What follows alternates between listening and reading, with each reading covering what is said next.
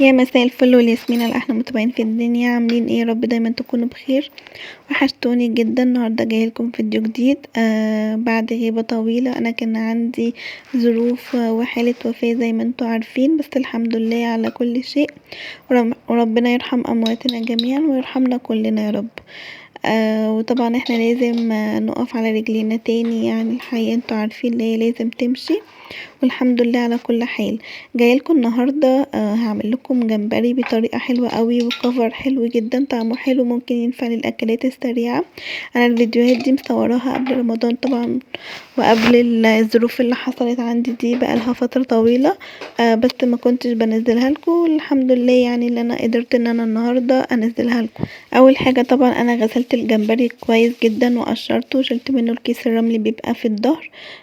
وغسلته بالشكل اللي انتوا شايفينه ده. وهبتدي بقى ان انا هجيب البولة واحط فيها معلقتين من الدقيق ومعلقتين من النشا، طبعا على حسب الكمية اللي انت هتعمليها، بس دوت كويس جدا للكمية اللي انتوا شايفينها دي.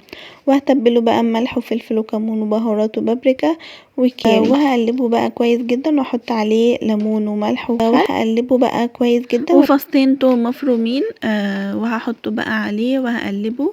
حطي عليه شويه ميه، خلي العجينه تبقى تقيله ما تبقاش سايله علشان تقدر اللي هي تمسك في الجمبري. بجد الطريقه دي كانت طعمها حلو قوي وعجبتني. انا زودت عليه شويه ميه علشان يبتدي اللي هو يبقى عجينه معايا. انا عايزاه تبقى عجينه وسط، ما تبقاش ولا خفيفه ولا تقيله، علشان تقدر اللي هي تمسك في الجمبري كويس.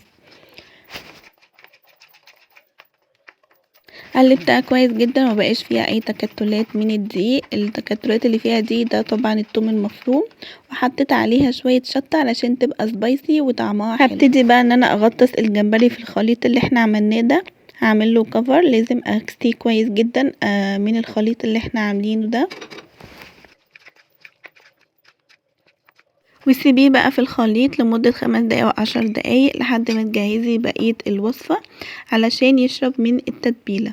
جبت بقى بولة تانية وحطيت فيها معلقتين من الدقيق ومعلقتين من النشا. هعمل الكفر الخارجي، بجد دوت بقى بيديله قرمشة خطيرة، بس خلي معلقة النشا تبقى اكتر من معلقة الدقيق علشان احنا عايزينه يبقى كريسبي معانا ويبقى يقرمش معانا كده واحنا بناكل. حطيت عليه شوية كركم عشان يديله كده لون حلو، وحطيت عليه شوية ملح وكمون. وابتديت بقى انا اكتيه في الخليط دوت. انا مش عارفة المقطع دوت راح فين، تقريبا الكاميرا ما كانتش بتصور، بس انا حطيت بقى الجمبري في الخليط دوت.